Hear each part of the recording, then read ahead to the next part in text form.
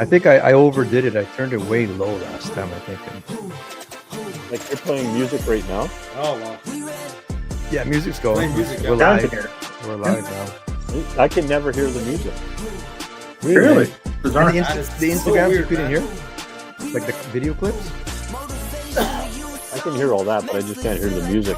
Maybe that's because you have the editing side of things too, don't you? No. I hear it every once in a while. Yeah. What do we got here? We're talking kind of dark up there. Oh, it's crazy. It's like the W word. I got a hockey draft going on right now. I got an auto draft for a bit. Don't mind me if I look off screen kind of thing. Yeah. Hockey draft. Hockey draft. I wonder who they We don't have a hockey draft this year, eh? I can't do it unless you guys want to run there. Someone, I can't run there. There's just no time. That took up so much time last year. Stop that one. I can't even get my own crap together. P.O. Trowski's in the house. How's a heckler bite, brother? Going good? That whole lake's happening now, I think. What about you, eh? Gotta keep I going, don't know. man. The way this weather's going, it's going to change everything now. Yeah, this is Greenback. That's why the title of today's show is Greenback Time is here. He's here. What's going on, Boomer? Andy Hutch is in the house. We got 4 going here. Santos up in the house. Leon. What are we talking? Last of the tournaments. I think there's only one bass tournament for that. Ian Matei won another one there. Yeah, it's crazy. You did, eh? Yeah. So there's that. There, what's going on? It's the Cast and Egg Podcast. Welcome to the show. Like I said, it's your host, Eric LaBopa, Jeremy Santos, the Dragon Boy, Mike Short Fuse, the Totally Out East, and Leon, the intern, Balandiak, in the house today. We're going to do a recap of the River Greenback Classic, of course, talk some greenback walleye, different tactics and strategies, any questions you guys have, kind of thing. Last of the tournaments, dam deconstruction. We're going to talk some of that. Fill the guys in on some dam deconstruction and different things, man. Hope the Ecklebite is good going in the morning. There you go, bro. Weather's nice this week. Weather's, you know, when it's weather's nice though. Yep. Yeah, it's sunny. Like it's perfect, man. When it's like high of plus 18, they say, you know, sun. Winds are like 10 to 15. Like that's man. That's gold, man. Not like on Sunday, 70K winds, raining. What a rough. That was rough, man. Yeah. Good thing that was nasty on Sunday, man. Good thing the weather for Friday was good, actually. Friday was perfect. I went and watched my grandson play football. Those 12-year-olds are in that rain. It started at 10 in the morning. And I said, I forgot my rain suit here in Ontario. And I said, I'll tough it out. If there can be out there, I'll be out there. Holy smokes, man. Jumped in the shower, ate something, and I fell asleep for 2.5 hours. Yeah. It actually is nice when you're out there in the elements, and then you go and take a nice warm shower and cuddle up and Netflix and chill. Oh man, it's nice. That's a good day, you know. Netflix and chill, eh? Netflix and chill. Netflix and chill. Yeah. Netflix and chill. Hopefully our sound is better this time. I'm going to be loud this time there. If you guys were watching it after the fact last week, and you'll notice, man, and some people texting me and stuff, our sound is off. We'll get consistent here. We're going to have to get the intern and a Yeti mic there too. Mike's just getting settled out east or whatever, so he'll get his stuff soon there too, whatever. We did some adjustments last week or whatever, and we sort of start whispering. Start whispering. Yes, Leon, you got to whisper. You're loud. If we were a real podcast, start using my sexy voice for the podcast. Oh, there you go. There you go. There's Leon. But I was in the States, and then the guy was asking, like, oh, did you just start podcasting? Shit, man, we've been doing this for 8 years, I said. But so like you know all the no, hell no, we just make it up as we go every week, man. We're not sophisticated at all. I said, man, we're just no sound engineer, no, we don't edit clips or nothing. We just need a place to shoot the shit for an hour every Monday, and we're still doing that, man. So that's us. After trying to hear you at both of them, this sounds like it's in sir. We'll talk about that there, man. I gotta get on the first flight, I forgot to turn the mic volume up. Second flight was actually a little bit better. Yeah, I was gonna say, what's he talking about? Because second flight, you're fine. Like we heard you the whole time. Second flight, there's the volume, and then I didn't turn the volume up on the mic. So first flight, that was funny. Mike, you should have seen it, man. They go boat 1 to 5. No one goes. All right, whatever. 6 to 10. No Couple one boats goes go. again. 11 to 15. 20 boats are flying. And who shot the flares off? Simpson had some Yeah. Roman candles and fireworks Yeah. display. You wanted to do O Canada and stuff, and I would have done O Canada. We didn't have the mic wasn't. We didn't test it, and next thing I know, it's already 8:30, and Yeah. out of there. We're out of there. We're flying. So, but yeah, That's it was funny. good, man. You go talk some And classic it's there, odd man. that nobody can hear you. I know. I could have just people are hearing me in front. People who are right there, man. Got a show for sure, man. Like I was me giving her on the mic there. But yeah, that was some cool shots. Oh. Denny Van Fan took some great photos of the event there. It was great. Yep. Yeah. That looks good. Oh, the weather turned You never out, man. think It that was a perfect. Red River, eh? Yeah. Look at no, it looks real nice there, right? It was beautiful. The Yeah. water. Oh yeah, from up there, and you get the nice fall colors and stuff. It's good shit. 100 boats, and 100 boats smooth, man. That was 100 boats legit. Only maybe 2 or 3 sprinkled recreational boats, all that. Just boats in, boats out kind of thing. Like really by 8:20. By the time Santos showed up at 8:20, Yes. everyone was in the water already. Yep. Well, even You're always showing up late, Yeah. Santos. Brother, and even hey, getting our flight wasn't until 8:45. Well, I'm going to show up at 7:30. Wait an hour in that Maybe long you could lineup, bro. maybe help out your fellow kickerfish bros. Maybe how about that? No, I had my brother and James coming, man. nah, Shit. yeah, bro, shut the hell up. Excuses all the time. But anyway, Such a lazy prick. lazy asshole. But it was awesome, man. Nice to have all those boats, all different kinds of boats too, man. You name it. It was it's good, and anyone can win it, man. Like, you don't need an active live or nothing like that. And the bite was slow. The bite was slow for sure.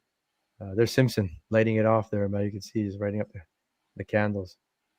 That But used to be my old Merc motor. Used to smoke like that all the time. You didn't even need the fireworks. Goozy bought Man. it from me, and then Goozy smoked everybody out like that forever.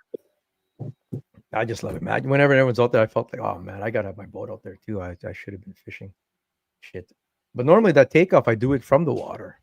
I'd have the sound system on the boat or the megaphone, and I'd be in the middle of the pack. But ran out of time. It was 8:20, and then 10 minutes left. I can't put the boat in now. I'll wait till after, kind of thing. I didn't put it in till lunchtime after. Go get supplies and things. But there's your winner. There's your Rodney Phrase. Rodney with no E. Rodny. pretty sure that's Jamie Bruce's old boat he's on. Yeah. Cassell bought Jamie Bruce's old boat. Yeah. Yeah. Yeah. $2,500. Yeah, This he is bought his first ever tournament. And I think two or three other guys on that boat got cash. Yeah, Got one boat, everyone man. except James Friesen. Yeah. our boy James Friesen is the one who didn't get a giant, but he scored 2 though. But yeah, man, that's awesome. They were that boat there, Mark Cassell's boat, 1st, 4th, and 15th or 16th, something like that. Man. Hey, So that's good. good for them there. $2,500, $60 derby. He's never competed before, never caught a master angler walleye in his life. He said. So he was happy, man. He has the trophy right now. I got to go put his name on it still. He took it home. He's going to have a parade and put it on his mantle and the whole thing, man. So, yeah, That's cool awesome, stuff. man. Rodney And Frey. guess what? Santos, he still won a tournament before us. I know, eh? What are you gonna do? Shit. Team Fishing Hole, Oh. 2nd place, $1,500. Rick Bateman and Liam Orchard, they're a team. I was saying that at the rules meeting there is that if you guys have any agreements, better shake that out before the tournament starts, whether everyone's splitting evenly or maybe captain's getting a cut or every man for himself kind of thing, or whatever your agreement is, hammer it out. These guys were a full team, they said. So they were just happy they were representing them. Todd gave them the day off, go fish, Nice. just represent. Yeah, Well, at least they got to take home something to show for it too, right? So that's cool, man. That's representing there. You can see from the photo there. I don't know exactly where that is. No secret in the photos there. I don't think they care if we tell them where it was there, but whole pile of boats, man. So there was 280 anglers? 280, yeah. 280 total anglers competing on that day on 100 boats. And how many registered fish came in? Smokes. 51. 51 registered fish. 51. And I think it was 4 people had double. Only 4 people registered twice. Yeah. And they have to be, mind you, 55 centimeter plus, so it's like 22 inches. Yeah. 21.75 anyway. Yeah. There's probably catching lots of under 55, right? Lots, man, lots boats. Like the ones who wanted to keep fish, man, they had limit. They said no problem limits. Yeah. For most boats, anyway. Some boats had a hard time. They caught bullheads only. There's all kinds of species, man. Leon put a picture of his sandwich up. Leon. That's about how the day went. Sandwich. Look at them. They caught 2 limits worth. Yeah, man. Like that's what they're saying, man. It was all kinds of eaters. I was in for the bullhead. Big one too, though. My boat got our limits Big in one. catfish, man. Shit. Like channel cats? Channel cats, bro. We were like Jigging them up? jigging Really, them up, bro. I'm telling my brother like 3, James 1, like, oh my god. Just No kidding. just in the wrong spot. So there were pike caught, channel cats, bullhead, crappie. One crappie was caught that I know of on Monty's boat. Yeah. It hit a crankbait. Mr. Miyagi. Hit a reef runner. Crankbait. Number 8. 9. Jeez. Like a crappie. And then the winner of rare fish. This guy made up his own award. He made up his own award there. And what about the rare fish award? Yeah. Quill, you got a quillback.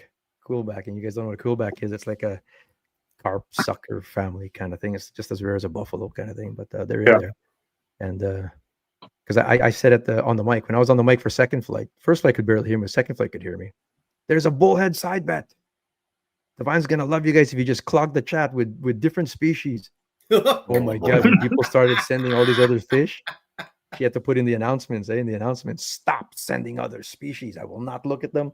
Send them to Eric, and she sent the phone number. Yeah. And there's Eric. No. Eric sends a message. I told you she'd get mad. Told you she'd get mad. I said, I saw that. I saw that warning. I was like, we're not sending anything that's not a walleye. It's a good thing she loves you. Oh my god! So yeah, you almost didn't make it to your birthday. Mm-hmm. You would have kept doing that. If it was busier, it wasn't that busy though. Like that, Val and Divine had an easy time, really. Yeah, 51. It was a good day for them. Yeah. Yeah, it was easy. Weather was nice. Now here's Gary Payton, 1250 for his fish. And by the way, the lengths of these, there was a 3-way tie for second, third, and fourth. 30.25 inches. First place was 30.75. Yeah, 30.75 on a bump board kind of thing. So, and we don't round up anymore. These things are round down, if anything. Mm-hmm. Legit, man. Legit fish. Nice work, Gary. That was in Danny Toss' boat. Danny's got a new to him anyway, Ranger. Nice. Oh, nice. Yeah, beautiful boat. Shit. Love it, man. You go Ranger, it's hard to go back. It's true, though, man. Shit. Of course, get a shout out 4th place, 5th place, Marco Sell, of course, in their boat, whole pile of fish in there. And some of you might know Joe. Joe used to work at Cabela's, Bass Pro now, kind of thing, but he worked over there for a long time in the fishing section with Wayne G. Yeah. So 5th place there, $1,000, man. And their boat got a whole bunch. I think, yeah, they're both cleaned up, eh? Yeah. Their other buddy, Mark Glory, got he was down there somewhere. He was like, I don't know what place he was in. He got cash. And then their captain, Jeff Coralia, the CO, got the captain's job, one of the captain's job anyway, $250. So they're both cleaned up as well, man. So that's cool, man. I get $60 derby, man. Next year when I open registration next year, I bet you it just sells out on that first day. Now that people know that I'm serious about holding it at 100 boats. Yeah. There was something. And you said that was their first time doing it well, right? Who's that? That Jamar, you think? Yeah. That was their. No, they put in a boat before. No, maybe. Did they? The first time, but yeah. Oh. But we had a lot of boats. I think we had 30 boats. That was their first time doing the derby. They got in. There was legit 10 boats. I was sending people money back. Like they were sending money in entries. I'm sending your money back, man. You're not in the tournament, man. What? Yeah. I'm sorry, man. You've done it for the last 7 years, but you didn't enter on time, kind of thing. So we'll see what happens next year. You're gonna have to just be right there, knowing it. We'll do kickoff on August 15 or something like that, and we'll get it out there. It's a killer time. And then if you can't get your boat in, man, jump in someone else's boat. Shit. Yeah. There was one boat that had one guy in it. His other buddy couldn't get the day off, or his vacation they got pulled back. Yeah. Shit. One guy. What a waste of a boat, man. They should all have 4 people in. Yeah. 400 people. Yeah, load them up. Well, James's boat had problems the day before, so he hopped into mine, right? Like, and that's hence the waiting list. Yeah, waiting list. I went 6 deep into the waiting list. Yeah. Mike Siechka, who's been doing it for how many years now, And he was out there at the Gimli Shore Derby too and stuff. And he's like, "Oh man, waiting list." And then I called him like literally before rules meeting. Bro, someone's boat blew up. You want in? Let me give me 5 minutes. I got to see if someone's gonna go with me or whatever. Yeah. There you go. He's in kind of thing. Same with Piotrowski. Piotrowski, very last minute, right at the end kind of thing. So Yeah. No, it's cool, man. This is a awesome event. There you see my little sound system. I'm gonna get a bigger one. I had an excuse to buy a big ass speaker. This one was good for the awards. Shit, I could have had a whole concert going there, but that would be good on the water, wouldn't it? You don't think so? It would work if I was out on the boat. What I normally do. I think. Did you have the awards? Was the awards inside the building again? No, it was at the Kinsman shelter right at the launch. The weather was nice, so everyone was outside. Inside, grab drinks and chips. Of course, we feed everybody, man. It's a Filipino tournament, man. So got to have some kind of food at least that you're handing out. People are like, "How much for the drinks?" Like, shit, just grab whatever you want, man. Like it's there for you guys, man. Grab whatever. Yeah. I think it was pretty good this time. We only had a 2-4 left of iced tea or something. Yeah. And a box of chips. So it's good, man. Take it for the road. It's good. It's all good. Here's more guys taking down cash. I was supposed to write checks out. I never did write the checks out. Yeah. Just too busy. I was doing work at the same time there. But yeah, John Clausen, him and Kyle Clausen, former champions. Mike Rosman, Mike Foster, 10th place, rounding out 10th place over there. Patrick Shan was on Piotrowski's boat. He was a last minute guy. He was a last minute guy too. Like right at the end, they just knew the before rules meeting. And Dustin Hiller, congrats! All kinds of different prizes. There's Jody, our hot wing eating champion, with Randy B in there. He got an espresso. Yeah. This guy here identified as a mark because we were doing Wheel of Names, and you had to be present, Mike. You had to be present. And so we draw the names. They spin the wheel for everyone who didn't catch a fish, which was most of the field. It's like 250 names. Yeah, and it would land on a name. They're not here. Oh, they hit the road, or they're still fishing. Because some people were still fishing after, because of the traffic. And I needed a Mark Warren, and this guy's like, "Well, I'm a Mark. Marcus Warren." Well, I'm a Mark. He says, "Good enough. Come on up," and then he gets a prize. We were just handing it in all different kind of crazy ways. Like I told you, that's what that guy invented his rare fish. He was supposed to go to Riesmeyer for his 16-inch bullhead, and he's not there. So then, well, I caught a rare fish. You in then? Come on in, Jed. You get it, man. It's all good. Should have a crappie biting a crankbait should have got a prize. I should have, but Monty left, bro. I had beer for him. It was his birthday. And Monty's name got called too, didn't he? Miyagi. I'll keep saying his name, Miyagi. Ryan Montgomery called in sick. Fuck that. I'm outing him right now. I don't know if he called in sick. It was his birthday. I think he had the day off, but he had this. We had an award for smallest fish, and there was a 3-way tie for 322 inchers. So Monty wasn't there. They voted back up with Stephen Klopak right back to Chesty's where they launched that. Then the second 22-incher wasn't there either. So the third one ended up being Parker Henney, all of 15 years old, got a case of Coors Light. That was funny too, man. And I gave it to him. I don't care, man. There's Divine. There's Divine. We can't do this. There's Eric. His mom's taking a picture. His mom's up there taking a picture. It's good, man. His mom, Crystal's taking pictures of him. It's fine, bro. It was nice to see my old boat Al Beaton there finally cash something there too. Yeah, they had DJ. Yeah, Deej and Al Beaton. They've been doing this for years, and there you go. They're both in the top 20. Top 20 we paid out. Yeah. And their buddy Brent Bellet won the 50-50. Oh, this is the guy who won the cool back there. Rare, he got a whole charcoal barbecue. And he lifted that thing up like it was nothing. That was heavy, actually, man. I had a hard time lifting it out of the truck and stuff. But yeah, man, cool shit. Next year, be in there again. So now people are asking, like, there's a derby on the 11th, small derby. Like, you got a lot of work derbies too, and union derbies and whatnot. Yeah. How was the bite, man? Like, oh, they're in there. There's big ones in there, but bite was relatively slow. But every cold day, just like this, it only took a day like this. It'll pick up, man. I'm telling you. It's gonna pick up. 2 weeks away from the championship, Selkirk Championship, right? Yeah. So it's gonna be nice once this weather hits. Really? But he even tried the checkout spot, man. There was like 8 boats that tried to check out the check-in spot because they saw me fishing. I got the flag and everything, and I'm checking boats in. So how many greens have you caught? They go, not one. Not one. Hutch was in here catching goldeye and sauger. I got a couple sauger. Ah, shoot, they're all like Santos. You stopped there too. There was none. We stopped by nothing, man. Like shit. Spots worn how it out. Yeah. changes, from year to year, how it changes so much. But it's going to be completely different this weekend coming up. Yeah. Right? Well, I It's mean, just going to we were change. earlier this year, a couple weeks, right? and the weather's been warm, right? And we know that the run doesn't start till until the weather calls. I mean, the water cools down. So we knew it was going to be a little tougher. We knew it was going to be a little tougher. I mean, I think Santos was everywhere. We were everywhere, bro. Except where the fish were. Yes. Yes. That's the tough thing with me in that river. I'm always bouncing around so much. Sometimes I just it's almost like take a key and throw it in the water. Just sometimes you gotta just park it. Well, Mike will be there with Tony in next week.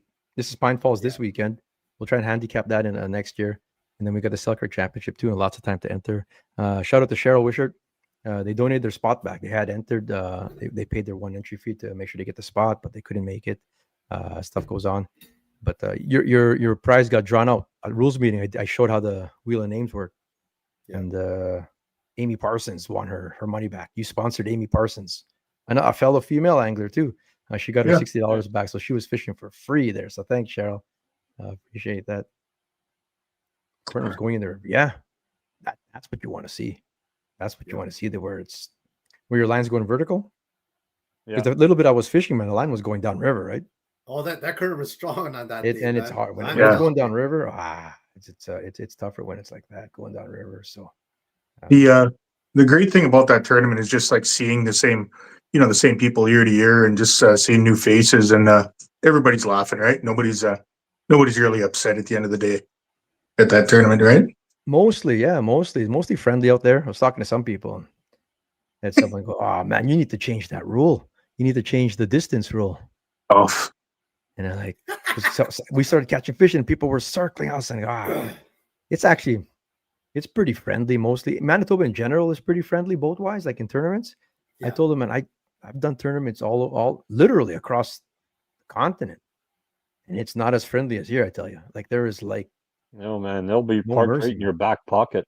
You got to kick boats off. I told them, like, you have to actually so someone circling you. I mean, it just is what it is. It's almost like here. It's like an unwritten rule in tournaments. A walleye, you go almost as close as you want, man. Because it's vertical, right? It's vertical. But nowadays, if you're sitting there, just let them circle. Who cares? What are they going to do? The thing is, they can see. You can look at other people's boats now. You can see if there's fish in there. Steal a fish from under their boat.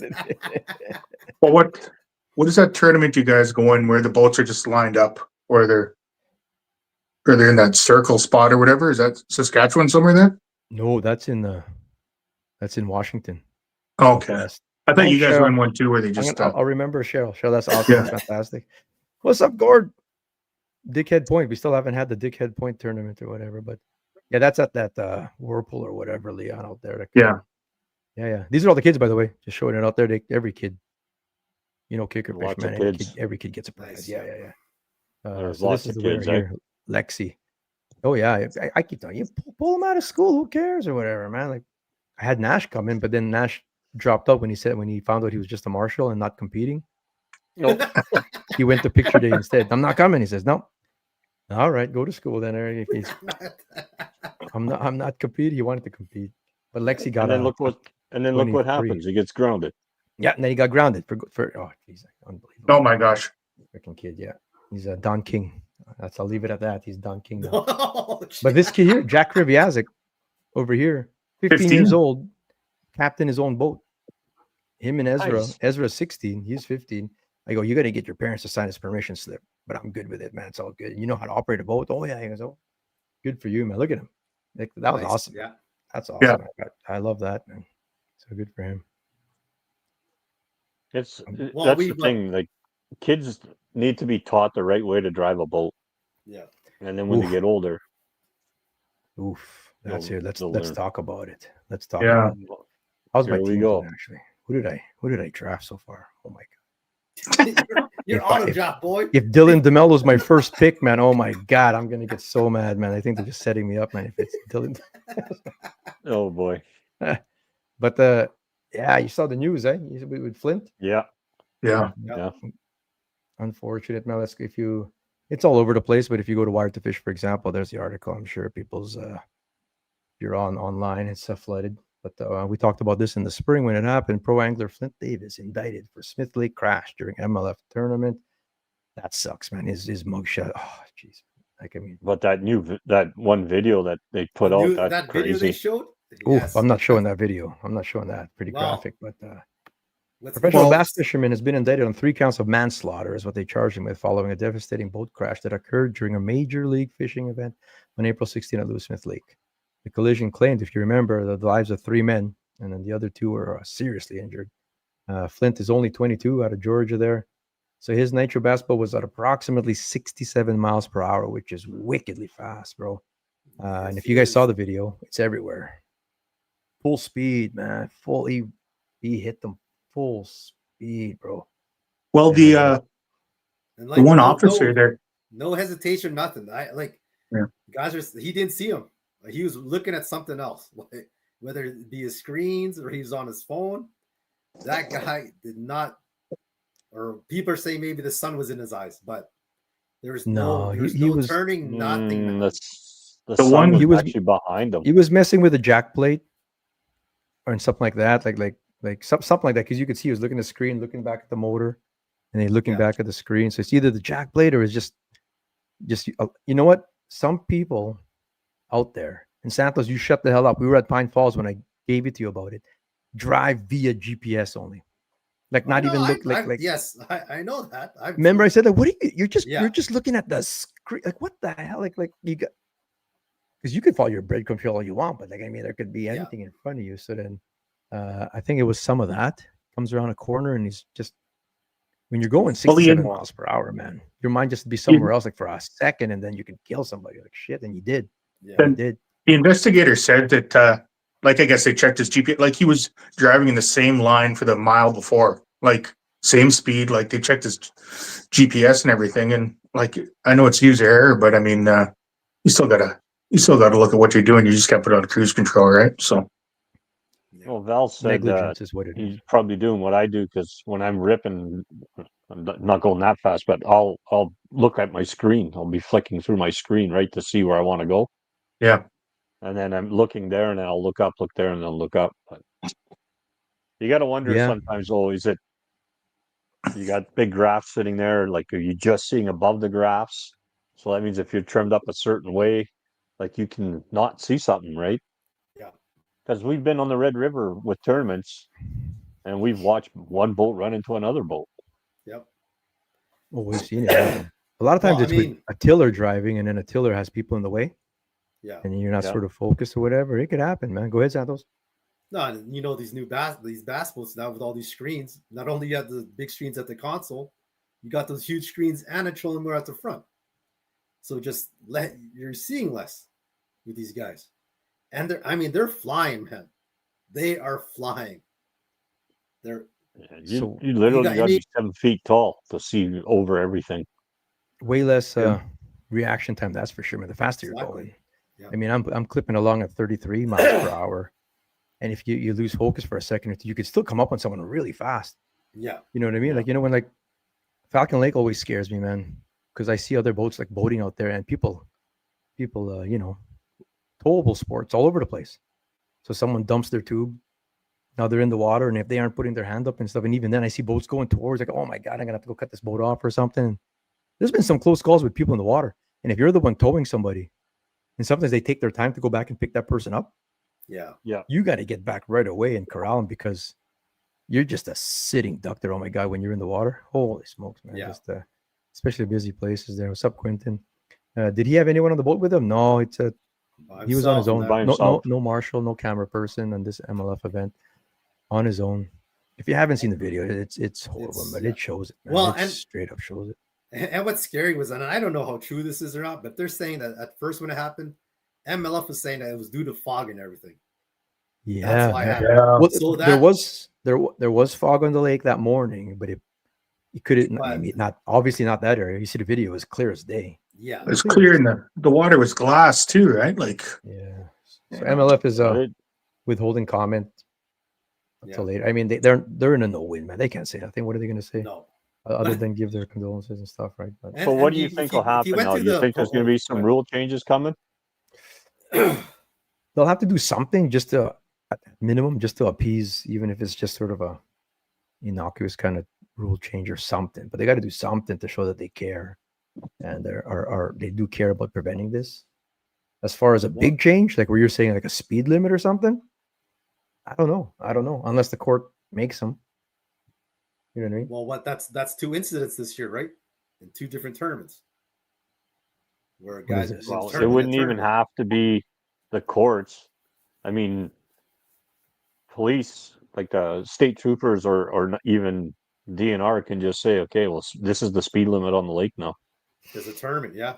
Yeah, so that's where it might come from, Mike. Like you said, is like a lot of these lakes that have a lot of permits for tournaments. And that was a discussion we had a few weeks back where we said, are there too many tournaments? Not necessarily here, but in the States, these bodies of water have a college tournament, a high school tournament, a club tournament, and a professional tournament, like continually, over and over and over again. Same day. And so sometimes, like maybe the lakes that are putting the permit out would be the one putting a speed limit, because they mean, to show that they're being responsible. So it's not even the tournaments doing it. And what about the community, like itself? Like, do these tournaments have to like go door to door, put out ads on the, radio or whatever, or social media saying like, oh, there's a tournament going on, be mindful of who's out there as well, kind of thing? Like, I know it's common sense, but for the weekend warriors, sometimes they show up and they wonder why there's an extra 100 boats in the lake, right? There might be. You might have to do a certain amount of public PR, to public notice. Maybe, I don't know. It's tough, man. Those guys were out getting guided, and they sued the guide too. Like the guide who got hit, he was named in the thing as well for maybe whatever part he might have had in being negligent or something like that. So I don't know. What part could he possibly have? He's just sitting there, parking himself in the wrong spot, maybe, or something. Actually, like that I was going to comment. Some guys were saying on a thread that why are these guys fishing in like a driving lane, or whatever you guys want to call it? Even there's no official lanes out there, you get to know driving lanes out there. Yes, you know what I mean? Because you can't just drive wherever you want. I mean, there's reefs and whatnot, so there are driving lanes. Like on Lake of the Woods, there's certain places where you won't park your boat. You can't. Like you'd be asking like Devil's Gap. Yeah. I mean, like holy smoke. So yeah, it's hard to like look for blame, but you got to find the blame to that would prevent it from happening again, man. Real life with Mike. Callie has saved my boat from a lot of deadheads that I couldn't pick out. A second set of eyes should also be paying attention. 100%. 100%, man. Like something like we talked about this before. I've said it, man. Some people get angry. Like I could be driving with Leon, and then Leon tells me, "Oh, there's a kayaker there, or someone's swimming." Like some captains like get mad. Oh, relax. I know what I'm doing. Like, nah, man. Like I appreciate it. Thank you, man. Yeah, I see it too. Because like, shit. I bet rather have that than hitting somebody. You know what I mean? Like, so I would rather have somebody point it out too. Yeah. Be a good co-captain. Someone's coming up behind on your right, Eric. Yeah, I hear it or whatever kind of thing. It's all good, man. Thumbs up kind of thing. Or there's lots of times like Klatt said there that they've helped me. Someone's coming up beside you. What the hell? I turned around. Holy shit, there's a boat right there. Good thing, because I was about to turn. You know what I mean? Like if you're in a boat, don't just be a passenger, man. You have to help out because everyone's life is on the line. Especially going really fast. It's like at Lee River there, the shore fishermen tell you when you could go through with the kayak. I remember that. Like the guys are like, "Hey, it's clear. Go under the bridge," right? Like they're giving you a heads up because some guys just blow through there. Gort doesn't go into Lee River on the weekends in the summer. I always have my map up, but I have to have my head in a swivel during summer weekdays. Yeah. They've actually don't even go in that Lee River. Cottage Association of the Lee River has limited where wakeboard boats can go. Yeah. Like limited it to the big wider sections. They've actually said you can't pull people in the narrower parts because of traffic and stuff like that, just to be preventative. Crap takeoff at KWO was enough for me. Yeah. No, it's and you want to be off to the side, And a tip I tell my guys if I'm fishing with other people is, hey, don't yell it out at me, because sometimes I can't hear them. Like tap me on the shoulder and just point to what you're looking at, so I know, right? Rather than yelling, because sometimes the motor you can't hear them sometimes, man. I saw a video on that came up on my thing there. A guy saved him from a deadhead. He's just driving, looking at his graphs or whatever, and his buddy there, you see it in the GoPro. He tapped him just like you said, and he pointed that way. Got let off the gas. Well, you're right. I almost missed my turn. They were going to go up on like 2 feet. Like they would have been up on a shoal. Dukes of hazarding or whatever. If you You got to be a co-captain. Think of yourself as a co-captain, not just a passenger, for sure. Yeah. The grand jury advised that tournament organizers need to provide education and training for all participants and also check boating licenses. The guy who killed those people didn't even have a license. Didn't even have a license as a pro angler. I think he didn't have the license for the area. I wonder what's the regs out there. What's the regs in this? Yeah, but isn't it national? Like the one boating license, just national one, like we are here. I saw something in the article. It mentioned something about the license for the area. Who knows? I bet you the states you need a license for each state. Fuck, man. You think so? Wouldn't surprise me if you need a different license. Friday, take up my friends. Why would you? Because it's all the same. Like markers are marker, right? They're all the same markers. Yeah. So use them. So on Kayak Manitoba. So Kayak Manitoba is a Facebook page. Not kayak angling, like just paddlers. Yeah. A lot of us are on there. I'm on there. So I ran into a post that one of the people put. He wrote a letter to the editor. Remember those? He wrote a letter to the Free Press. No one reads the Free Press, but she wrote a letter to the editor complaining that she was on the I don't know if it's he or she. It's one of those names, but they were on the river, and no one was following the law / rule about no wake when on a non-motorized craft. Mm-hmm. And so Dylan Thiessen, one of our anglers, piped in. LGO was on there too, all three of us, and I said something as well. They were saying, like, you're supposed to slow down, this person was saying, and no one slowed down. I'm sure there's lots of yahoos on the river. This is like you're talking the river in the city here. Yeah. There's yahoos everywhere, but then I'm sure they were getting buzzed and stuff. But like Dylan was saying the same thing. I said the same thing. The worst thing that they could do is slow down by you. Unless they come to a complete stop, no wake. But if they're just slowing down, they're creating a big wake. A bigger wake than if they're going full out, yeah. Ideally is they stay on plane, but they got to give you a super wide berth. Like a wide berth. So when I'm boating out there and there's a non-motorized craft, so that could be anything. SUP, inflatable boat, I count even, kayak, canoe, whatever. We encountered it just last week. We were on Caddy Lake with my buddy and Nash. There's kayaks everywhere on that lake all the time. You got to give them a super wide berth. And I'm really attentive now if there's other ones. But I'm staying on plane. But if you were to slow down by them, you're making this big wake. But in situations I said where it's narrow or wherever it's not possible, then you got to stop before them. You got to be responsible. Kind of idle in. You basically stop and come off, and you look behind you because there's so many boaters that they think they're helpful, or I don't know, they're just not being conscientious. They slow down. And the giant, even a small fish, 14-foot tinner is going to make a big ass wave, a wake behind you, and that really affects the non-motorized craft. But those people were fighting us, man. It all brings us back to the fish boat lighting. Nope, it says in the boater's handbook that they have to come to a stop. I go, well, how realistic is that? If you're flying down at St. Bedell Park or the Forks, every kayak that you see, you're going to come to a complete stop. You might as well just idle down the whole river then, all the way to North Main. Like, you're not going to drive anymore. Yeah. So everyone's got to share the waterway. And we're trying to explain that, and they were like, till the moderators cut us off, and the moderator of the thing shut us down. You can't argue on our page. Well, we're just trying to clear it up. You're trying to educate, man. Yeah. That's like, just an opinion, like you guys. They always say a no wake zone. I'd rather just wide open throttle and go through. You got less of a wake. Because let's face it, when they say no wake zone, everybody's like, just like this. So they're going like this, like a sheet of plywood coming in, right? And then you're plowing water, man. You're plowing water. You're plowing water, dude. Yes. As long as you're not buzzing them. Like, if you're really close, that's not cool. I mean, no, yeah. Because then you have less reaction time too. Like, what if there's one non-motorized? A lot of times there's another one, right? And you have to just be extra careful on those kind of things. Didn't someone get attacked on the red and get their car stolen? Man. Guys were fishing. When they say East Selkirk, that probably means on the east side of that Blue Ridge. It's one of the fishing spots there, really. Either that or across from Sugar Island or something. But someone came in at hatchet point.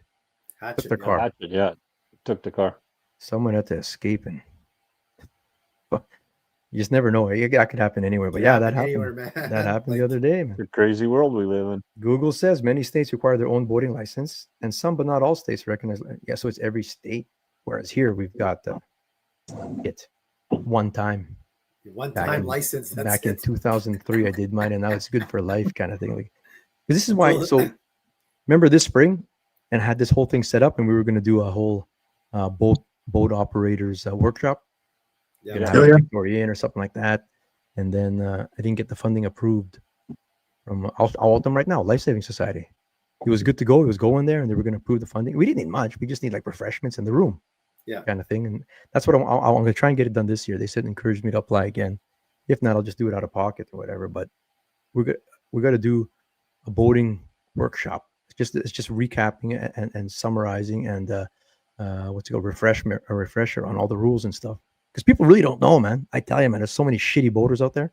It's a wonder that, knock on wood, that there's not more accidents. And they didn't want to give the funding, man, because Kickerfish is a corporation apparently. And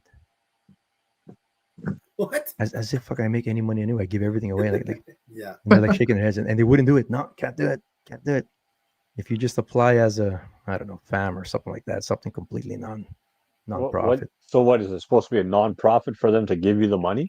For a grant, I guess. They're the ones who are awarding it, so they're the ones. But I go like, look, this is a benefit to the whole community. There's no money being made here, man. We just have to have a room. Hey, you're hoping to save some lives out of it, right? Not make what they say next year. Just going to do it. I don't care. You should ask Vivian for that, to cover that, man. Yeah, I'm going to find different sources, man. If they don't want to fund it, I'll find someone else, man, or whatever. I'll go through the city and stuff. But I think it's very beneficial that we should do it. And I'll be like in April next year or something like that. Lead up, everyone's just wiping the rods down and getting ready, kind of thing. You know what the worst part is about this boating license? Like, I mean, we all have it, but the guy sitting there has one computer and then he has another computer here. Mm-hmm. And that's how they're doing their tests. So they're not learning anything. They're just just cheating their way through it. So that test, Mike, I was a Canadian boating safety. Bob Izumi was a spokesman at one point. I was an authorized scorer or teacher or something like that. Yeah. So I was authorized to watch them take the test, kind of thing. You had to watch them. Yeah, I was supposed to watch them. How often did I watch, or how closely did I watch them do it? No, zero. Sign off. I wouldn't say zero, but I mean, it wasn't exactly like I'm sitting there. Oh, you got that wrong. You better go do it again, kind of thing. Like freaking, what's the answer? It's C. God dang, it's C, man. Come on, man. Like oh, my God. Like, that's our boating test. Oh boy. So anyway, I think that would be very beneficial. And just an excuse for everyone to come out, and we'll have like just whatever. Yeah, I had to take mine in a group setting. Like we needed 20 people for the guy to come out and do it. That's better, at least. I agree with that. We were doing ours online from home, kind of thing. And shit. See, those tests are designed also for a person to ask questions, right? Like A, B, C, or D. Like why did you choose B? I explain it to you, and then the instructor says, "Well, no, let's talk about it," right? Kind of thing. So yeah. Especially with buoys and stuff like that, and boat launch etiquette. It's all in there. Yeah. Anyway, that's for springtime. We'll be doing that there. I think pollution is crazy in red. For example, I have a little spot I like going to, and every time I go there, more graduate time, I have to go. Yeah, bring a bag with you. But it sucks that you have to clean up after other people. I think I did my test so far ago, a long time ago. Mine was based on maritime stuff, man. Like, what do you do when like big ships are coming? Like, I know. I ain't gonna worry about that. I know you just skip that whole section. Mine was too. Because on the Great Lakes, of course, and they got shipping lanes and stuff like that. But it comes into effect. You're too out on the lake and stuff. And when you're in Hudson Bay going after whale. We have scuba divers. We had a Val would have to correct me on this, but I think we actually had an instructor come to our house or somebody's house and do it with a bunch of people. Shit, that's before my time. You had an instructor come in? That's better. Oh yeah, man. That's like getting your hunting safety course, right? Like you have to go be in a room. Yeah. And the guy that taught us was actually, he liked sailing.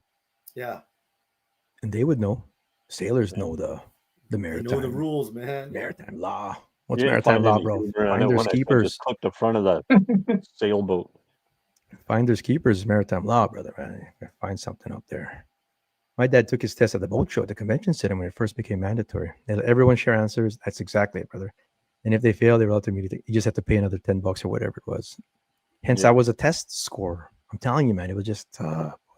But yeah, Val saying, Renzo's there 10. I'd prefer that. It's like more of a group setting.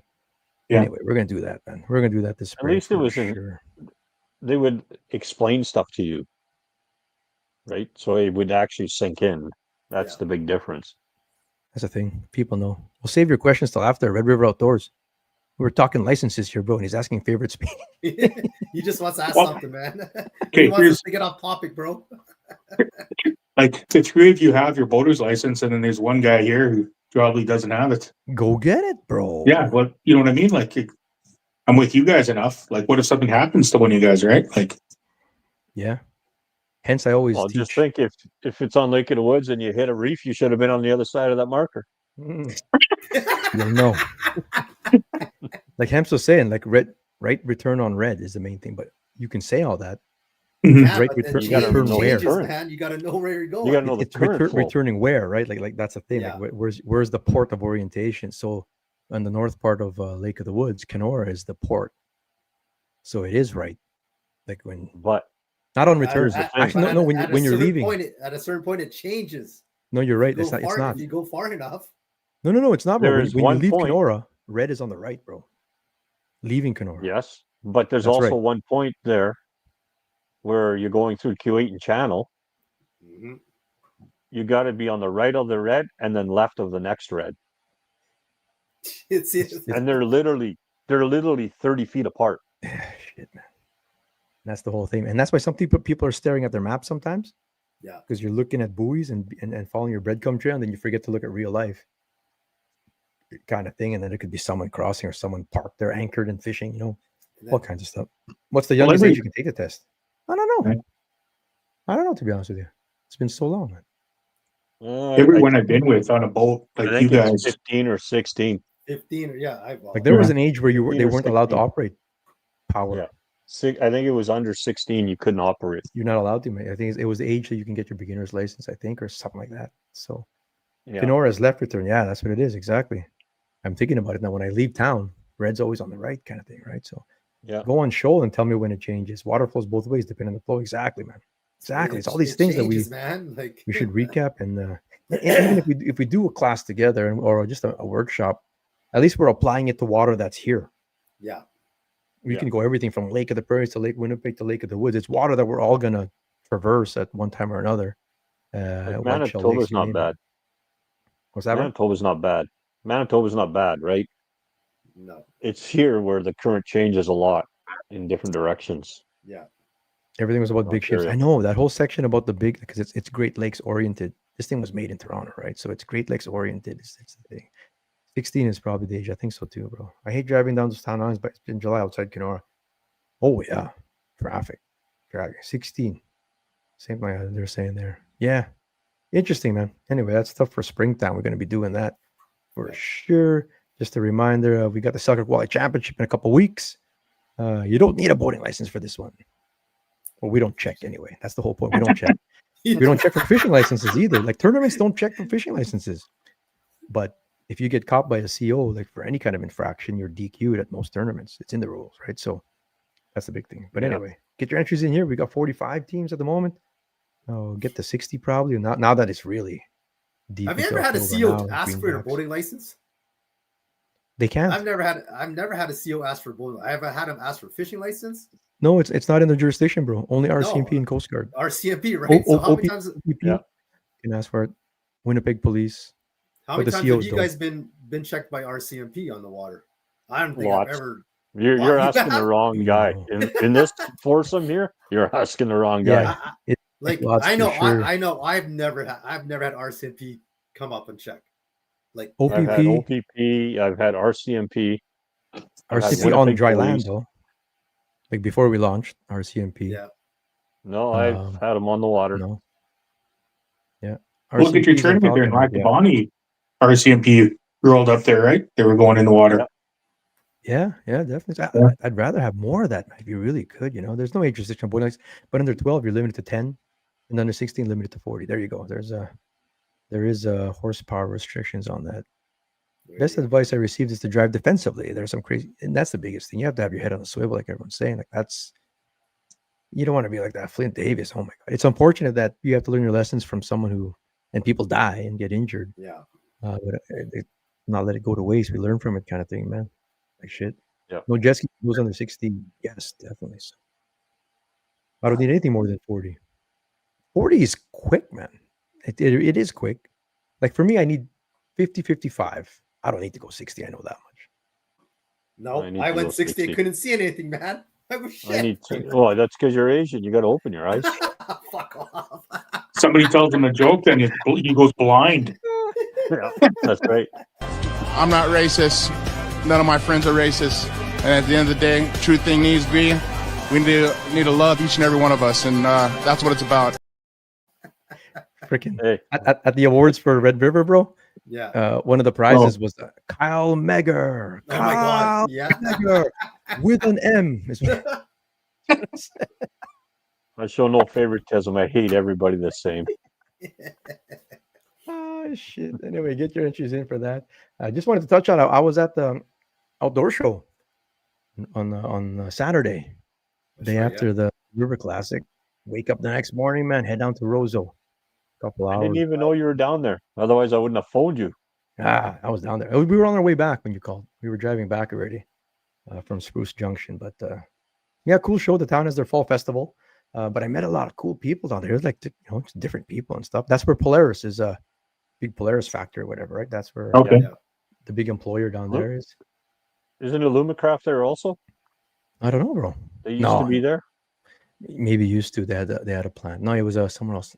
Alexandria, further south in Minnesota, bro. But buddy Jared Rhodes at Cold Vision Outdoors. Some of you might have seen that episode on the ice fishing show last year. This is Jared Rhodes. They were there. Yeah, he did a great thing. He's gonna do some more stuff for us this year. He's gonna do nice.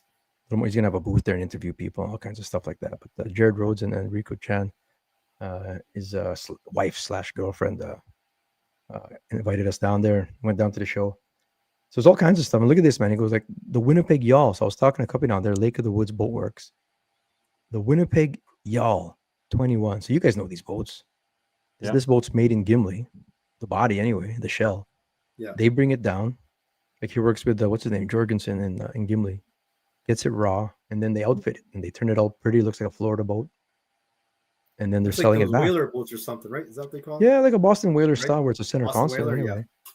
But it's not a whaler boat. This is a yawl. Like you see that front part.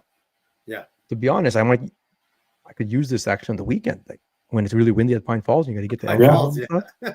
Yeah. I would cut the waves. Like I mean, those even if there's a small craft warning on Lake Winnipeg, these yawls are still out there, and you see the seagulls following them because it's a commercial boat, right? Yeah. But these guys are converting them for pleasure and stuff. And I thought that was really interesting, man. It's cool stuff. There's Nash trying to drive it. That's what I would look like driving it. Freaking that seat's a little weird. Well, just use your feet. You'd probably be standing the whole time, bro. Almost. Yeah, that's what they're meant to just lean back on. Lean back on them. Yeah. But it's cool. Like, I like big boats. Yeah, they're cool. You guys could see these on Kijiji still. Hey, if you look around, you'll see. You see them every once in a while. They come up on Kijiji.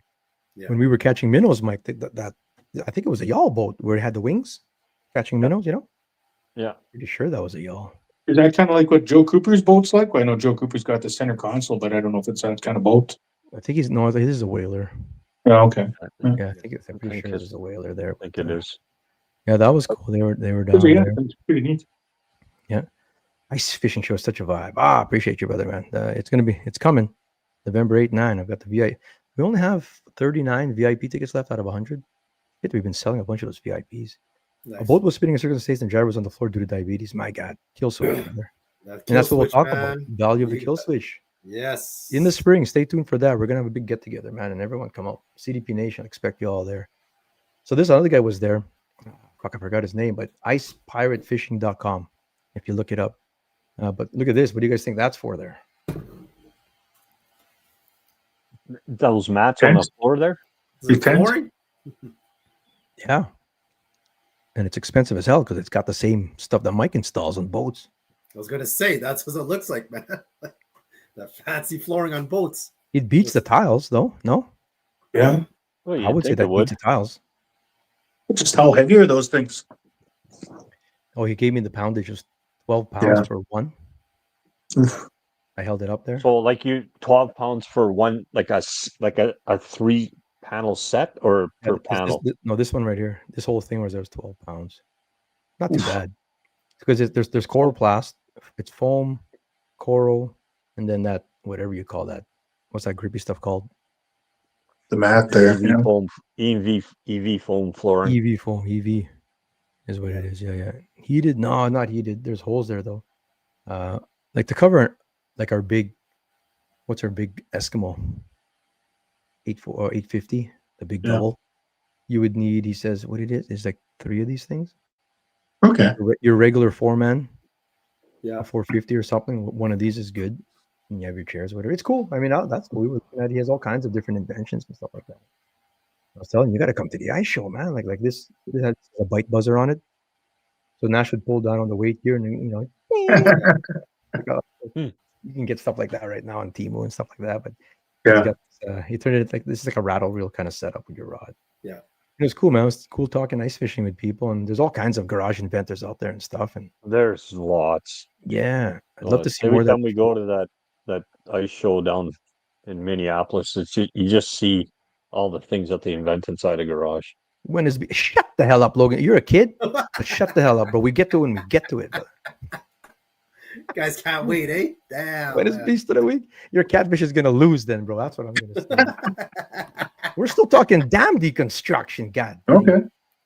Anyway, there was a cool guy there, Blaine, with the Roseau River Roseau River Conservation Project. And I was wondering, because there was a post. Someone did a post on Ice Fishing Manitoba about the Broken Head Dam. And well, there is no dam. They turned it into this riffle kind of stuff, rock thing. And the guy was complaining that, well, that's it, killed the fishing kind of thing. So this Roseau River goes right through past Roseau, and then it peters out past that. Before it even gets to Red Lake, it peters out. But this goes all the way to the Red River. And there's 4 dams that they've torn down now. That they had an agricultural purpose back in the day, 100 years ago. Flood control and more for irrigation kind of thing. And sort of lost their purpose, and they're just sitting there now. Much like the one at LaSalle. They tore that down, right? And they just put a sort of a spillway kind of thing with rocks. Similar thing here. This is sort of a riffle effect that they're doing here, and they tore down dams. So, and this is what happened at the. Correct me if I'm wrong. At the Broken, you guys saw that one at Broken Head? I haven't seen it. No. Man, you guys don't follow anything, eh? But the guy was crying about it on the Broken Head because they've been doing stuff like this. So there's a path here. It's like when the water is up, there are paths here, natural paths. Because those dams have no ladders. They didn't anyway. They weren't making them. Some of them would have ladders if a local municipality, whatever, was interested in doing it back in the day. Most didn't. And those dams exist everywhere, man. So this has a natural pathway for a fish to go up still when the water is up. But it still does some, because most dams are placed at changes in elevation. It's just like under the St. James Bridge over here at Polo Park. That's a natural, that's the Brandon Escarpment, right? Or Winnipeg, whatever they call it. There's an escarpment there. But anyway, that's just a natural riffle spot. So that's what they're sort of bringing it back to nature and stuff like that, but still having an effect to slow down the water and whatnot and different things. But anyway, there's the last dam on this whole Roseau River is at Dominion City, which is in Canada. That's not their country. They're working with their international partners. So it's the reserve there, working with, I don't know who their counterpart here would be. He forgot the name of it, but it's a Red River Basin something. But anyway, that's the last one. They're trying to make headway, and they said they're making progress on them tearing down the dam at Dominion City. And I go, how would that help you guys? When the water is up, the fish have a chance to come in. So there's a cool video if you guys watch. If you watch here, this is Kings of the North. So that one of their guys, this is a cool one. Just to check it out after the show if you want to watch it or whatever you're doing. Kings in the North, Lake Sturgeon Recovery in the Red River. It's a really good one. And those sturgeon, they still get them to this day in Roseau River every once in a while. If the water's like really high and stuff, they get sturgeon all the way up there too. And they're saying if the dam comes down, then these fish can naturally move up and down as they see fit, especially when the water is up. And he goes, it's not going to kill the fishing down at Dominion City, because have you guys ever fished Dominion City, the dam? No. Oh, nope. You guys don't fish anywhere. That's Rock Bass Central, bro. Dominion City Dam, that's freaking, and you get tons of walleye there. Anyway. Where are you going with this? We'd go a couple times in the summer. We'd go down to I don't think it's a secret spot. Go check it out. Look it up. Dominion City. You'll see a dam there. It's just a little river. Yeah. Like I can throw a football across it. Remember, I could throw a football 200 yards. You could throw a football across this river. You're like Mr. Perfect. That's right. You can throw 200 yards. 200 yards. But it's a good fishing spot. That's Rock Bass City. If you want to go catch a rock bass specialist badge, go there. But anyway, they're saying like tear it down, make this little riffle thingy. Yeah. And then even when the water is low again, those fish will naturally migrate down below there anyway and get back to the Red River and all that kind of stuff or whatever. So they just figure in the springtime they'll migrate up those. It's not a dead end no more. No, they can and that's just natural. Natural, like back before they put the dam up, it's just a natural migration for them. And they had all these different oxbows. So when like there's different oxbows that are like freaking dry now or not anymore, they're restoring them. They're slowly blowing out. Because if you look at a map, it's very cool. Like, go to Google Map and you'll see straight lines, and they're called state ditches, where that'd be like taking the Assiniboine River, which meanders like crazy. But then now you're cutting canals out just to make it a straight line because they feel that the water would flow better. And it never really had that effect back in the day. So now they're blowing those out and getting the natural oxbows back into the system. It's all cool stuff, man. I like seeing waterways restored back to everything. Kind of like the LaSalle River's got a couple of them. Yeah, there's all kinds of stuff like that. And they're still having their irrigation purposes if needed and whatnot, but at least because they put plugs in different things and stuff like that. But I talked with that guy for an hour, man. We were talking about all this stuff and I had lots of questions. More questions than you guys have for sure. I had all kinds of questions about it. So yeah, well, you guys aren't curious about that stuff? No, I'm not. Oh, for fuck's sake! And you guys are podcasting, so we're just gonna do nothing. Then we're gonna get the Beast of the Week. Stupid Logan wants to do Beast of the Week already. Let's see. We're gonna do a kayak tournament. Beast of the Week. So they were talking like doing a kayak. They used to have kayak tournaments out there. The local tackle shop would do it. Oh, there you go. That's Cold Vision. That's Jared, actually, everybody. Yeah. And I was thinking like in a river. Old guy Mitchell from that Lake of the Woods Boat Works was asking me, have you ever had one of your kayak tournaments on a river? We have not. It's all been lakes, just lakes or whatever. And yeah, they maybe Kickerfish can do a kayak there. We might do that. We might just do an exhibition or a Canada versus US competition out there or something like that. And we'll go down there. Yeah. From my driveway, it's 2 hours, not even at 150 to get down there. And at 150? 150. An hour and 50 minutes? Oh, I thought you were driving 150 go. Anyway, trying to teach you guys something and learn something, but no fucking. You guys must have been the worst students in school, man. They're so useless. Go learn I didn't something. really go to school that much, so I swear to God. Did you guys know Norman Dam? Where's Norman Dam again? Or who's Norman Dam? No, I know the name. How do I know the name? Norman Dam. I know the name. Oh yeah, that Kenora. Kenora's Norman Dam. What are you guys talking about? That's where Mike's shop is. I fished Roseville River plenty of times at Dominion City and caught a small sturgeon at once. Yeah. I told them, I'm going to advocate to not tear that bridge down, that dam down, so we can keep all the fish for ourselves. Fuck you guys. I said. Like, I know that a lot of guys have said in the springtime to get some nice walleyes in the Roseville River. Yeah. Oh, they're in there, bro. Oh, yeah, definitely so, man. You get them in there, man, for sure. There's a whole bite there. I guess people know about it, man. There's a whole walleye bite down there, like right now. Just keep it quiet, man. Yeah, I guess so, man. Like, right. And that all feeds into all the other waterways like St. Malo and stuff like that. Who won Vanity? I'm sure you know who won Vanity, bro. Our good boy there, freaking Josh and Winston. And Winston. Moneybags. And Winston. March walleye ice fishing, 30-inch walleye, faded green. Out there? Yeah, just river fish. Really, eh? 32-inch? Sure, yeah, man. Yeah, these guys are both powerhouses, man. Josh is arguably a higher ranked angler than Winston is, although Winston this year probably takes that over. And you put them both together, they were the favorites going in. Like everyone knew it. Like these guys were going in, they were the favorites. So yeah, I don't think that's any surprise that they won. I mean, it's not easy to win, but 130 teams, 129 boats. They took it down. Yeah, well, they took it down pretty good. Well, not by what they take it down by a pound, 1 pound, I think. Yeah. But when you're on a run, you're on a run, man. Winston can't lose right now, man. 100,000, and these are your best anglers from everywhere. That makes $2,000 entry. So yeah, you want to be sort of halfway confident to go in there in your skills. But you look at the top 10 there. You've got the best of. Look at that, Sebastian and Brett out of Ontario. You got your Saskatchewan teams, of course, but the pride of Kleefeld and Blumenau, Manitoba, the Huberts. You know, a lot of people weren't respecting their wins. They're just saying that they were Red River guys. They're winning everywhere. They won this year. They're representing Lake of the Prairies. They're representing everywhere, man. Last Mountain. Nice. Yeah. And they almost got this one here, man. So 6 pounds off the pace. And you got to look at that. Steve Marakova, CDP Nation, Steve Marakova in 7th. He's a killer stick. He's the number one stick in Alberta, hands down. Hands down, Steve Marakova is, I don't think anyone would argue there that coming out of Alberta, representing Brooks, Steve Marakova is the best there. And you got your past champions, man. Dan Goujon and Mike Schomburg, 14th. Always got a shot out there. You know, our buddies Chris Gunn and Branko, 51st, 50th? Yeah, 50th. He didn't have the best tournament. Yeah. But still, out of 129 teams, that's respectable, right? Oh, yeah, definitely so. 100 grand, though. 100 grand. Justin's going to sponsor the show now for sure, bro. Sponsor the show. You think about it, the last 2 tournaments that he's won, didn't want a coin that's been going through that bank account of his. Well, shit's paying for his university's it's all free now, man. White Dog, kicking bass. Shout out to Ian Water and Matej Demers, CDP Nation as well, taking down a win. Look at those championship belts, bro.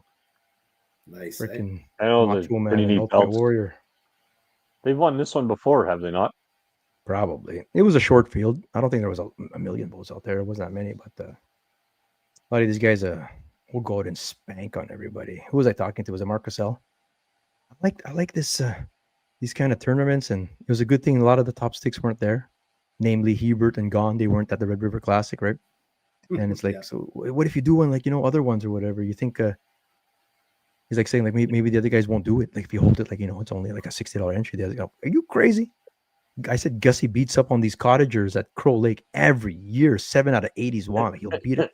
These guys Jamie Bruce will go beat up. Jamie Bruce just won the one on the freaking what's it called? Black Sturgeon.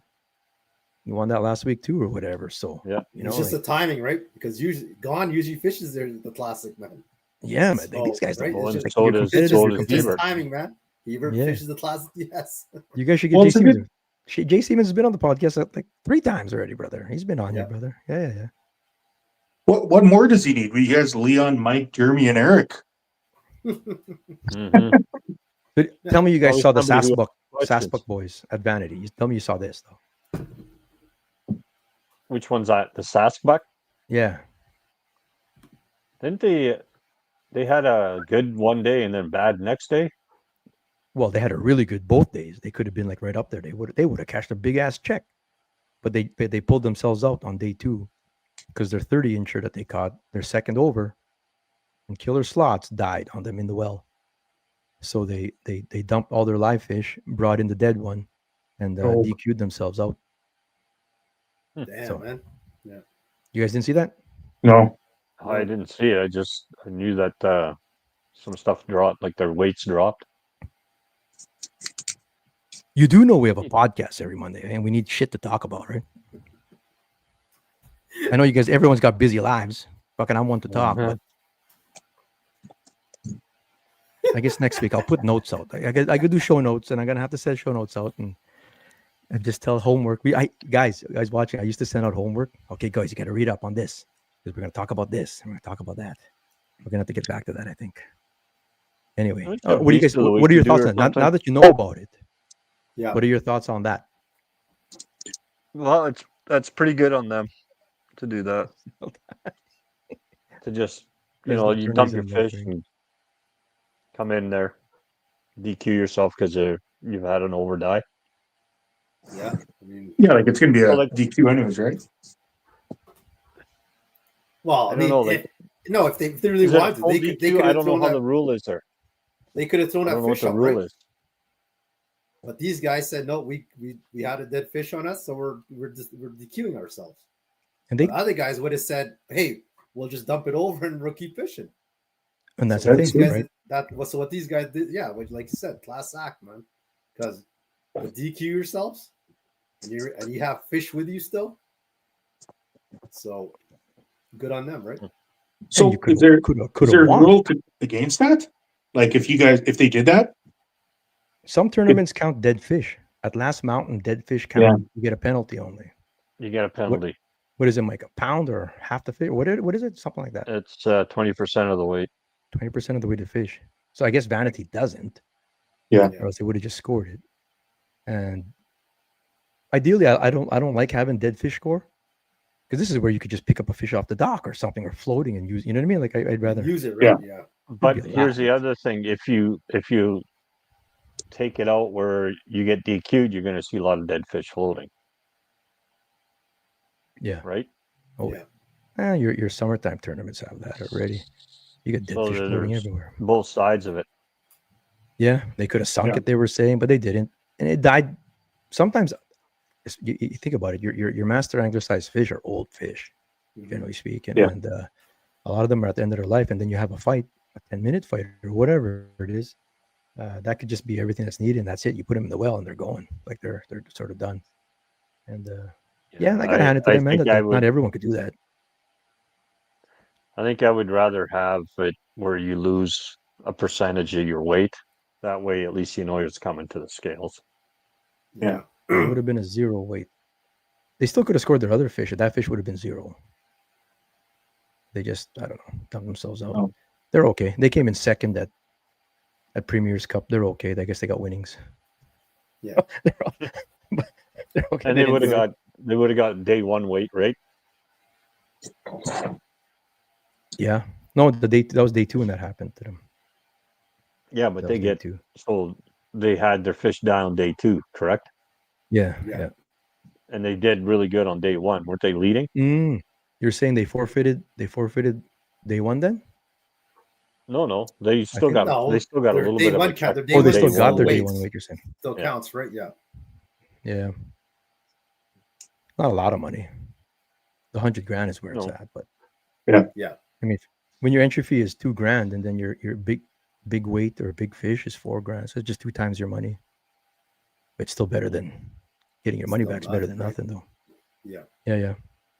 Can you really control if the fish survives? That's why it's not really something that they didn't really do anything wrong. I don't think you can drop them on their head and kill them, but or grab their gills or whatever. There's so many you can control it for sure, man. If you're not handling them right. But when you get an old fish and it just battles, it just sometimes that's it, right? It could be on its last legs, and that's done. Yeah. I mean, what are you gonna do? So it'll be So this is wrong. Tuesday is October 21. Yeah. We need to pick a winner, guys. I need help, man. I'll ask you right. I'm saying it. I need help. So we were supposed to announce it. Whoever wins is going to have to ask for the day off and be able to come, kind of thing, right? So we need to announce this as soon as we can. Whoever's coming. So that's her beast of the summer. We'll just select a few out of and then we'll go from there. Yeah.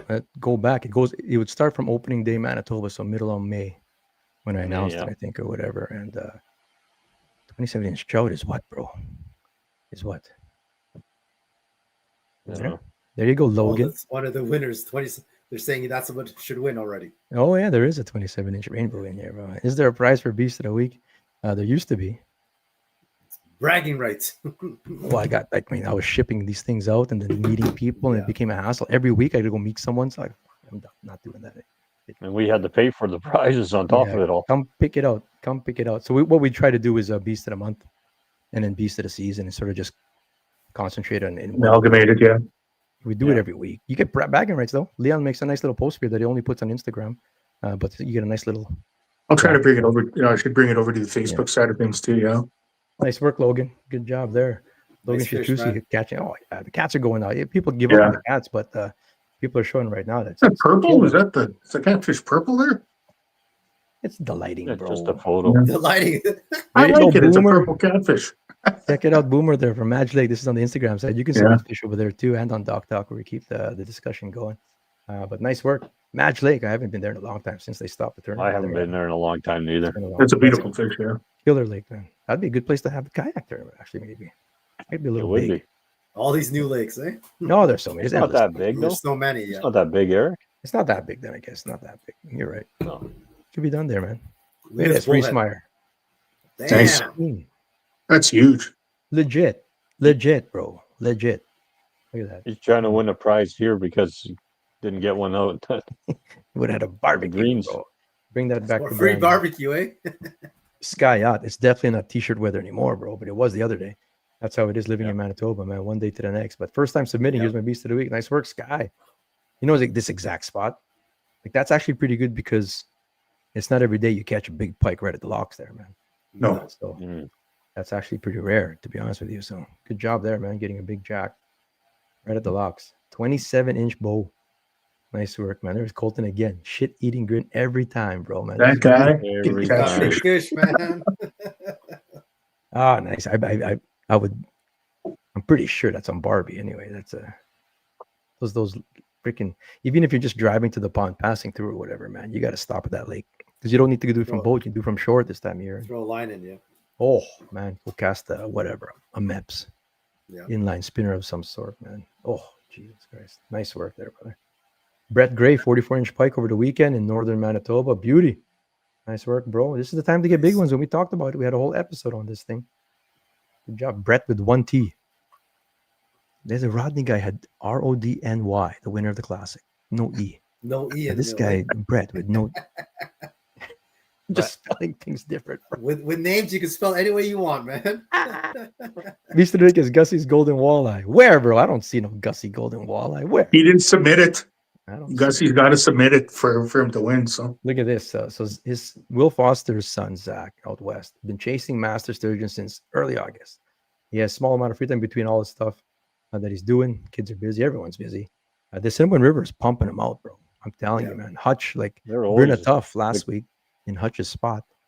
And then look at this guy, Zach, getting one. Congrats, bro. 45.7. Hard work paid off. Good job. Good job, bro. And yeah, just like Noah Mesner would get him through the ice all the time. I think the secret's out, bro, man. Everyone's going to be fishing your spot. Broski. Those are your beasts of the week. Who's the winner here, Rose? Yeah. man, I kind of like the cat. Logan getting a vote. Logan getting a vote. Purple Like the cat. eh? I think it's purple. I like it. See, I would have gone Colton if the fish was in focus, but it's his smile's in focus. It's just like Reese Meyer. The fish is not in focus. It's his smile's in focus. It's a Leon picture. Yeah, they took a Leon picture. I like that trout though, man. You like the trout, bro. I like the story Yeah, I on like the Zach. trout, bro. When the kids are working hard for it, man, and everyone works hard for their fish, but this guy's just determined to go get one, and he finally did. And when you do, man, and when you make that achievement, man, yeah, it's almost like it's not a fluke. Like you put the time in, and when you get it, man, it's such an achievement. You got to pick one. Well, I said before, I like the purple cat. 2 votes for votes Logan for the cat. plus Murray Hoy, your winner, a 2-time winner now, 2-time winner, Logan Sichewski. There you go, bro. This guy's growing up before our eyes, bro. Remember his first pictures like a year and a half ago, freaking like some 12-year-old. Yeah, Look at him, some stud now. Look at that. That's how fast it works, man. The rainbow. Purple cat. I would eat that rainbow. Congrats, Logan. Nice work. You're our first winner in October 6th, Nice. first winner for fall. We're going to be doing something there too. It's so Chris Gunn is sponsoring Beast of the Season for the summer. We're going to go on a muskie trip, everything trip on October 21. But we've got a day in the Gone Shacks out on Lake Winnipeg for starting now, Beast of the Fall kind of thing. Right up until end of the year, I guess. 3 months of fishing. And then we'll do something because his shacks get out there in January, so we'll be doing something right away there. Let's do it. Nice work. How big was it, Justin said? Well, the difference whether he'd vote for it or not, how big it was. It was 29.5, bro. It wasn't even big. It wasn't even big. How big was it, Logan? I don't think it was big, bro. It's the purple hue. I thought he said it was a 37. Yeah, it's a huge. I'm just kidding. Was it a 37? I'm pretty sure. I think it was a 37. Yeah, shit, it could be. I don't know. Does it look like a big cat? I didn't see. Didn't say, yeah. What? Oh well. He didn't say. Cat wins.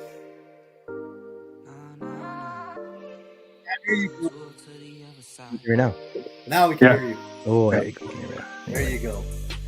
Next week, the music.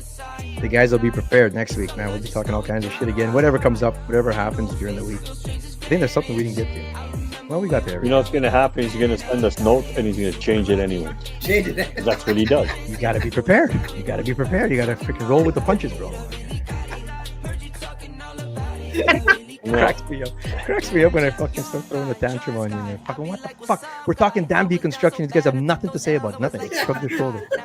This is This is what fucking fish happen. You're asking those damn questions. You want to learn something? There was no question about like who funds it. Like who's like you never asked. Okay, so who's paying for this dam construction and deconstruction? And no question about that. Who's paying for it?